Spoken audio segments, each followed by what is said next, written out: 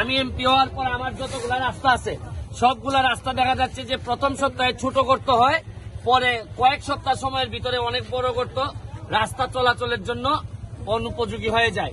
এই জন্য আমি সিদ্ধান্ত নিয়েছি আমাদের গর্ত ভরাট করার জন্য, রাস্তার গর্ত ভরাট করার জন্য নিজেরাই ট্রাক্টর কিনে, আমরা কিনি নাই, দুইজন আমাকে উপহার হিসাবে দিচ্ছেন, 2টা ট্রাক্টর দিয়ে আমরা এলজিডির কাছ থেকে এলজিডি উনি আমাদের একজন ইঞ্জিনিয়ার, ওনাদের অ্যাকশনের কাছ থেকে আমরা কিছু বিটুমিন নিছি, কিছু পাথর নিছি, বালু নিয়ে আমরা এখন পুরা মাধবপুর এবং সোনারঘাট 2 উপজেলায় এই ট্রাক্টর সবসময় চলতে থাকবে এবং এই বিটুমিন আর পাথরের মধ্য দিয়ে আমরা রাস্তা ভরাট করব।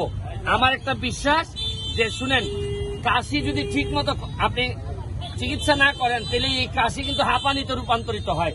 রাস্তার ক্ষেত্রে গর্ত ভরাট যদি আপনি না করেন তখন পরবর্তীতে এই গর্তের কারণে রাস্তা পুরোপুরি নষ্ট হয়ে যায়। আপনাদেরকে দেখাচ্ছি যে কি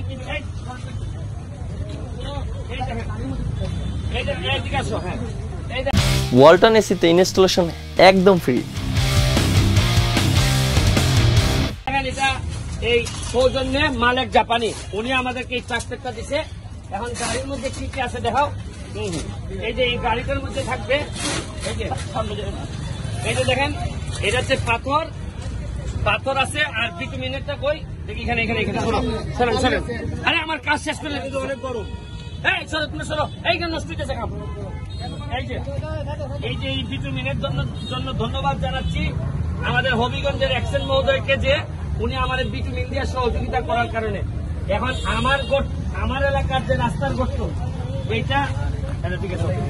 এইটা তো হবিগঞ্জের জেলাতে থেকে অনেক অফিসাররা জানেন না কখন গর্তগুলা হচ্ছে। এই জন্য আমরা দেখাই যদি 2-3 জন কাজের লোক দিয়ে যদি এটা করাইতে পারি তাহলে কিন্তু আর কোনো সমস্যা হয় না। এই জন্য আমার এই ধারণাটা যদি আপনাদের ভালো লেগে থাকে, সব এলাকায় আপনারা এটা ব্যবহার করতে পারেন। কারণ মেনটেনেন্সের জন্য যে পরিমাণ টাকা খরচ হয়, আসলে প্রপার মেনটেনেন্স শেষ পর্যন্ত হয় না। বিভিন্ন দুর্নীতি, চুরি চামারির কারণে শেষ পর্যন্ত আর কিছুই করা যায় না। তাই আমি বলছি যে এই প্রজেক্টটা হাতে নিয়ে দেখেন, আপনার এলাকাটারে আপনি সেভ করতে পারবেন।